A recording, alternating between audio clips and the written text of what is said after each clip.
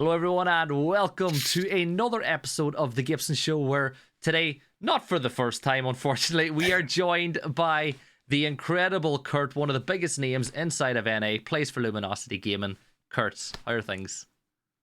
Things are good. Thank you for having me here. I'm excited to get this going again. Yeah, so it's going to be fun. We're going to pretend this is the first time we've done it, so all these topics we're going to talk about, we can go through. Maybe you thought your answer is a little different as well, but it's it's going to be fun. So for those of you who are joining for the first time, we're going to have a little chat about Kurt's career, talk about Luminosity Gaming, what he's done to date, and get his maybe thoughts on the future and what PUBG is going to look like. So first off, Kurt, I've said it before, you've had an incredible career so far, and you've come this close on a couple of occasions from turning an incredible career into a special one. Second place, you look through your Wikipedia, second, first. But first off, you're the only team outside of E United and Sonics to win a PCS in NA, if I'm not wrong. Mm-hmm. So you've obviously got that in your back pocket. But why do you think some of those seconds didn't quite manifest themselves into firsts? Oh man, there's so many second places that it's hard to even think about what happens to all of those. But honestly, most of those games and tournaments just come down to discipline and confidence. And past that, I think we kind of have everything else as a team, but we just kind of fall back on discipline and confidence in a lot of situations. So I'd have to chalk it up to that for the most part. Yeah, it's obviously disappointing to take, but at the same time, you have had success. There's people out there who would give a kidney to be, to get the sort of results that you've gotten. I think the biggest moment for you, maybe as an outsider looking in, was probably when you were signed with TSM and that PGC and how close you actually came to winning the whole event. First off, talk us through what that event was like to be at, and talk us through a little about how it came to be that TSM picked you up at the time. Yeah, so I'll start with the event first. The event itself, honestly, in the earlier stages of the event, we struggled hard. Like, we just weren't playing well. It was winner chicken dinner to qualify for anything. We couldn't piece it together, and just the team's discipline in that situation of just staying on task, keeping it one game at a time, just kept us in it until we could piece it together, get to finals, and then make something of the event. I don't think we were close to winning it. I mean, we did get fourth, but that was a battle of the Titans at the top. So we'll take the fourth. And then as far as getting on TSM, that was quite a surprise to us when we found out that they were leaving Europe and looking for NA talent. Obviously, we were more than excited because holy shit, TSM, like, that's the best brand you could ask for. But yeah, just getting on that brand was awesome, and they scouted us. So we were one of the better teams at the time, and it was smooth sailing. Yeah, like at the end of the day, you got really good results. It's incredible the fact that up to that point in that calendar year, even though you were only on the books for TSM for a short period of time, you earned more money than any other teams. And then there was the kind of, I suppose, it hit all of PUBG as a shock when they announced that they were leaving PUBG after getting a top 5 finish inside of PGC. As a player, how much of a shock was that at the time? Like, was there any rumblings at all? No, absolutely none. It was basically, had a great event, as a whole. Get home a few weeks later, and they're just like, listen, we love you guys. You guys are awesome. You're doing all the content we need. You're doing all the ad reads we need. You guys are doing everything amazing. You're easy to work with. You're mature. But we got to let you go. We're getting out of PUBG. And it's like, what's going on? How is this happening? Because, obviously everybody's attached to TSM, but they're just not in love with PUBG. So. Yeah, and every cloud has a silver lining. So you went back to the shoot to kill name. You played a couple of good performances over the start of the year, and it led to getting picked up by Luminosity Gaming. And I think for any professional player, especially in PUBG, getting an org is so important if you want to follow that dream of continuing to be a professional. Talk us through how that pickup came because I think with the last time we spoke, it wasn't quite as straightforward as Luminosity wanted a team, and they went straight to you guys. Yeah, like you said, we started the year semi decently. I think we got second in the first ESL as I believe we were shoot to kill at the time. Mm-hmm. And that put a good check mark next to our name after coming off PGC in that event. So Luminosity was looking to enter with the NA scene. So they actually at the time were more interested in the Yahoo roster. That didn't work out for whatever reason. I think they were mulling over their own offers, and Luminosity just said, "Hey, we're going to take these guys." So we were more than happy to jump on that roster or that brand, and they've been great to us for sure. Most T1 brands have just been awesome to work with. Like they let us do our own thing. If they need content or anything, they just, hey, do this, it's done, and it's been great all around. Yeah, it's been a fun one. So let's rewind then to the Masters at the start of the year, and it was just when I was properly getting involved in the NA scene. You guys had a phenomenal couple of days to get up and running. You were in the running. It was between you guys, Sonics, and E United going into the final day. And we've had this conversation before.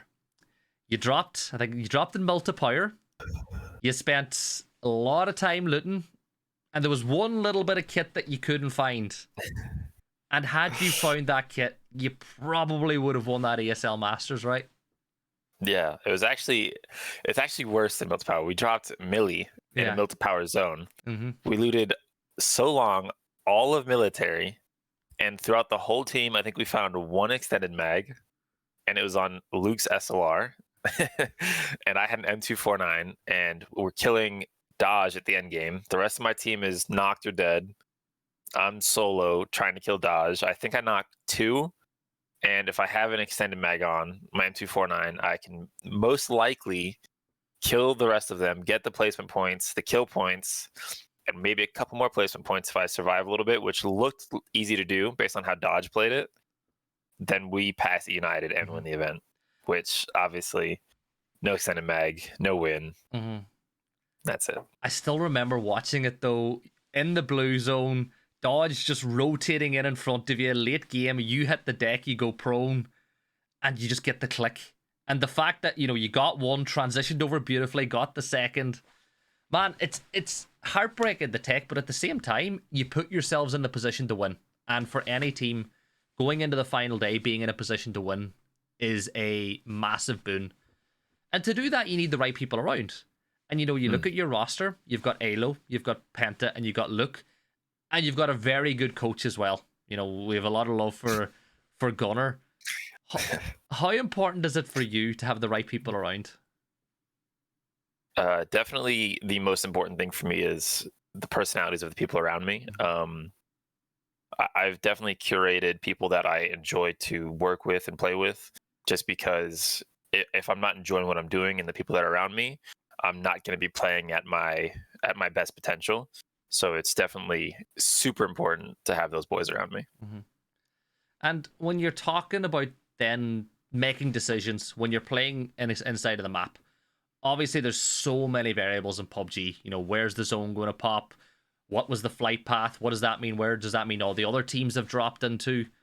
When it comes to making those decisions in the game, obviously teams have IGLs and they get the final say, but how important is it to have that communication with your team as a whole? And, for example, if Luke 12 says, I think we should do this, do you put 100% backing into that, based on your role, or do you still like to talk it out a bit? That's a good question. I think it's for most of the team, especially Luke, because he's kind of more vocal, but it depends on what they're suggesting and what they're saying, because everybody can have a different outlook of the game, or they can be missing information in their head. So especially in the looting phase, it's good to talk it out a bit. Somebody be like, well, what about this rotate? What if we can go this way? And it'll be like, well, this team is all dropping over here. Did you still think that was a good wrap or whatever? Like things like that. So I definitely prefer to talk out if we can in the moment. If not, if it's the heat of the moment, like circle 4, we're in the middle of a drive, then you got to trust your guys' instinct. If they make a call, this is clear, seat swap this guy with me, you got to follow through with them for the most part. Yeah, it's a tough job, being a pro player and making those decisions on the fly, because as I always say, PUBG is a game where 2 seconds, 3 seconds hesitation has an impact on every other team on the lobby. You know, you arrive on your rotate late, you go into a compound that someone else just grabbed maybe a minute or so earlier. All these things add up when it comes to the case of a game. And speaking of things having an impact and change, the 2023 calendar, it looks a little bit different than how it did in the past. You know, they're bringing in more international events. There's talk now of having partner teams across all the regions. What are your thoughts in the early stages of what PUBG are doing to the competitive scene for next year? The early stages, it looks good. It looks promising. We don't know the details, obviously, which is sad. The players know as much as the fans do right now, which is unfortunate. But early stages, it looks really good for the most part. Everybody wants to play on LAN if we can. If we can play against the LATAM teams in South America and those boys on LAN and create a better environment for everybody, that would be awesome. So that's hopeful. And then obviously the PGS plan was more international events throughout the year. So all around, it looks way better on paper.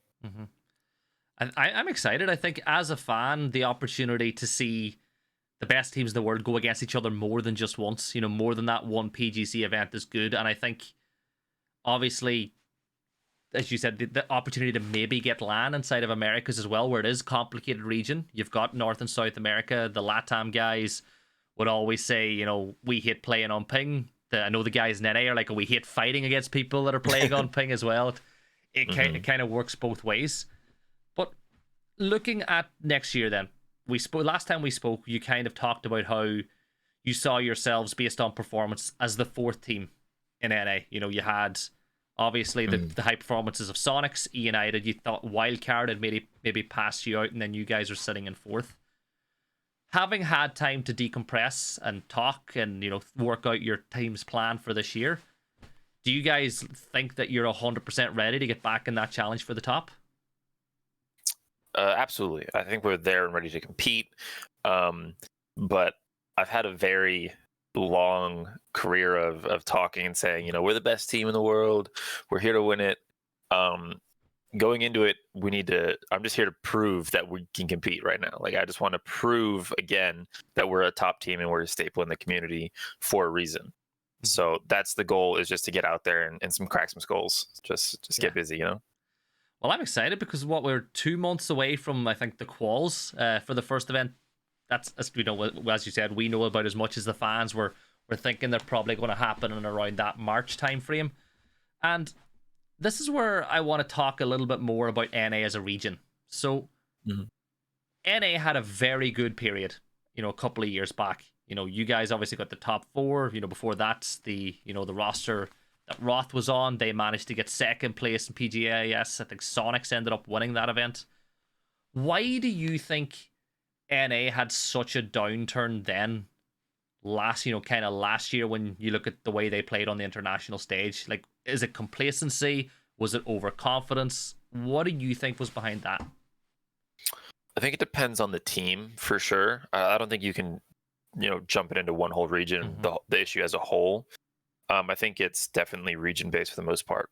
Our team, maybe you can say complacency. Sonics, you can say overconfident. And then other teams like Wildcard, it's kind of hard to pinpoint. Maybe that's confidence as well, but it's, you know, not confident enough. So I think it definitely varies. I think there's definitely the teams there to compete. I think we can compete internationally, obviously.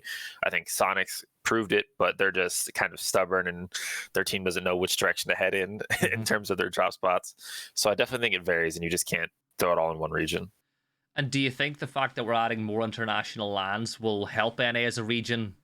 You know, so you will be practicing more over the year instead of just that one event? Absolutely, because I think NA is more methodical than most regions. NA and EU are definitely more methodical for the most part. So I think seeing more international play against like some of the APAC teams and some of the chaotic Asian teams will definitely help us in the long run. So let's talk a bit about the players then in NA. Let's have a bit of fun here. So a question that I've been asking people I've interviewed in both esports is, who is the one player that you think you've got in your back pocket? Like, whenever you're fighting them, you know you're going to beat them. More often than not, you get the kill against them. You know, it's you, so it's probably nades. PurdyKurty nades are a big deal when it comes to PUBG. Who's that one player you just love getting in a gunfight with? My favorite's got to be Kick. My favorite thing in the world is killing Kickstart with a nade, because I know he's mauling just crazy.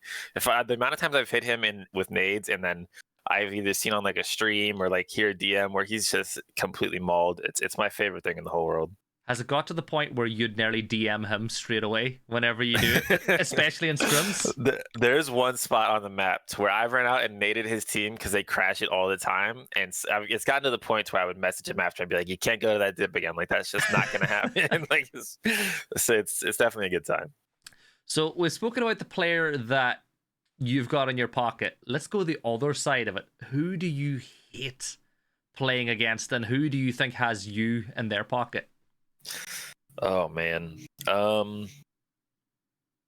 there's probably a lot of people that are just destroying me on a daily basis. That's a tough one.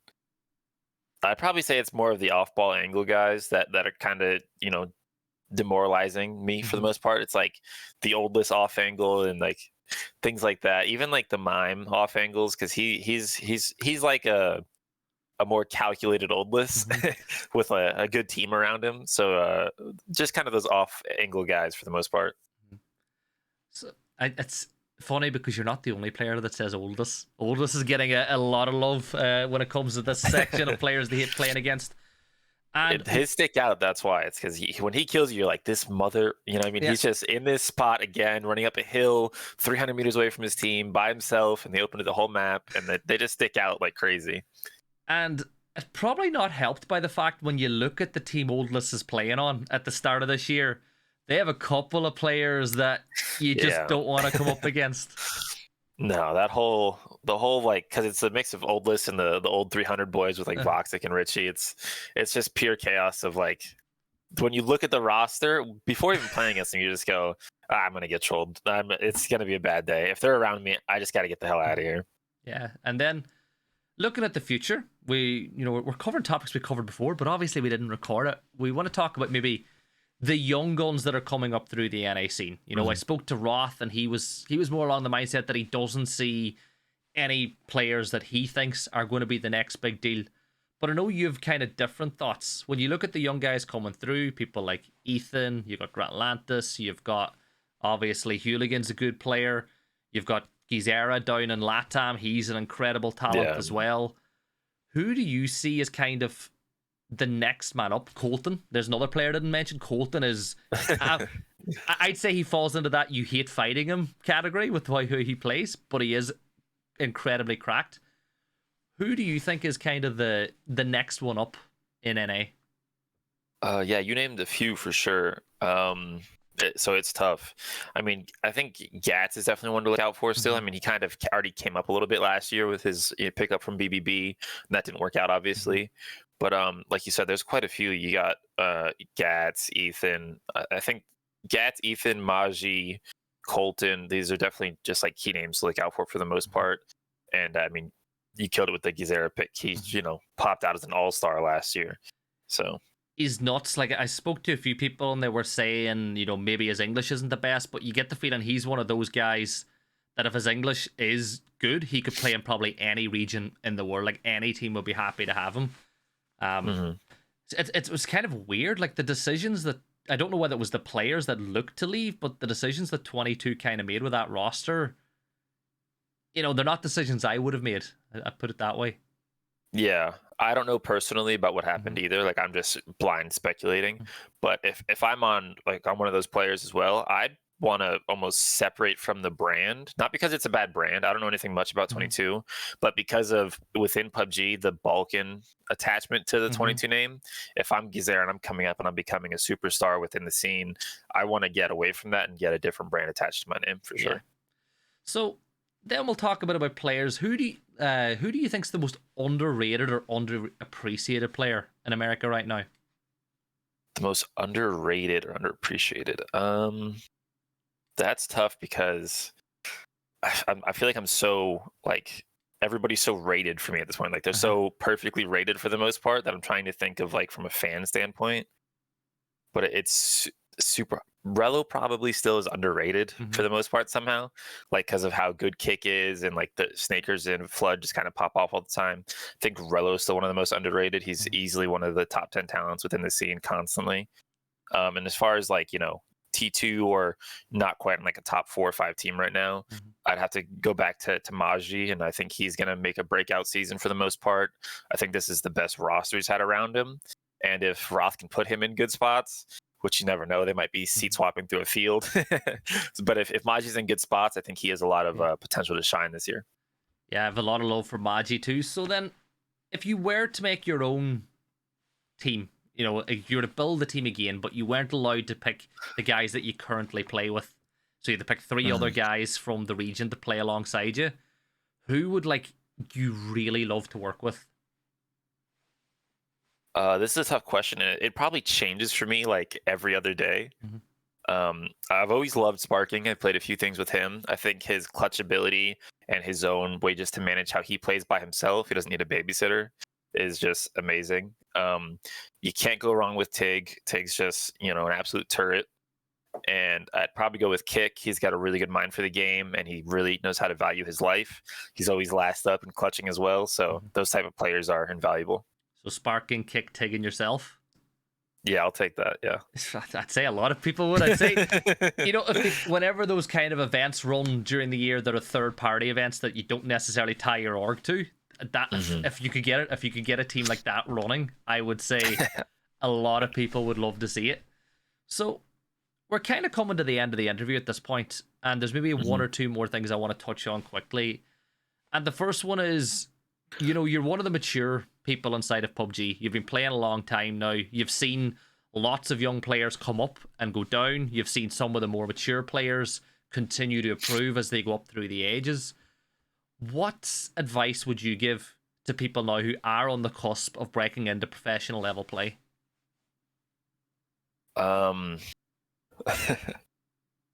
Very simple. Just keep your mouth shut and keep working. That's it. Do the opposite of what I've been doing. I've been running my mouth too much, and I probably haven't been working as hard as I should be. So just shut up and keep grinding. You say you're not working as hard as you should be, but I've covered scrims, and every night I look in, you're normally in there playing for somebody. So you got to give yourself some credit. Yeah, you can always do more though. You can always do way more. Yeah. And finally, last question. This is probably the one most people want the answer to. Is brutally honest PUBG ever coming back? Yeah, it's actually it's back. I think I just posted a video like 20 minutes ago, maybe 30 minutes ago. I'm bringing it back. It's a little rough to get into again, trying to be brutally honest, because what the people want is me to be an asshole, but that like they just want me to be an overly dick. Like they just want me to be rude to people, but I'm just trying to be honest instead of just be that. And sometimes it doesn't come across as great content. So I'm trying to ease my way back into it. It's going to be a little bumpy for me to find the groove, but yeah, the videos are coming back. Yeah, you talk about the way you think people want you to behave, but I think anyone who actually knows you is taking the time to talk to you, realize you're one of the most genuine guys out there. You know, you don't say anything for clicks. You don't say anything to be dramatic. You just kind of say how you feel, and a lot of people appreciate that in somebody, because honesty is always the best policy. Yeah. I appreciate that. Yeah, no worries. Well, look, this is kind of going to wrap us up for now, guys. If you haven't already, please make sure to give Kurt a follow on Twitter. Get those, social numbers up. It's always good to get a couple more in the bank. And if you haven't, make sure to also give Luminosity some love. Kurt, what can I say? Best of luck in 2023. I really want to see Luminosity Gaming, battling it up at the top for every single major tournament. And you never know. Hopefully, we get to cross paths at an event someday. I'm sure we will, and I appreciate the time for the interview. Yeah. Thank you. Thank you, man. Take care.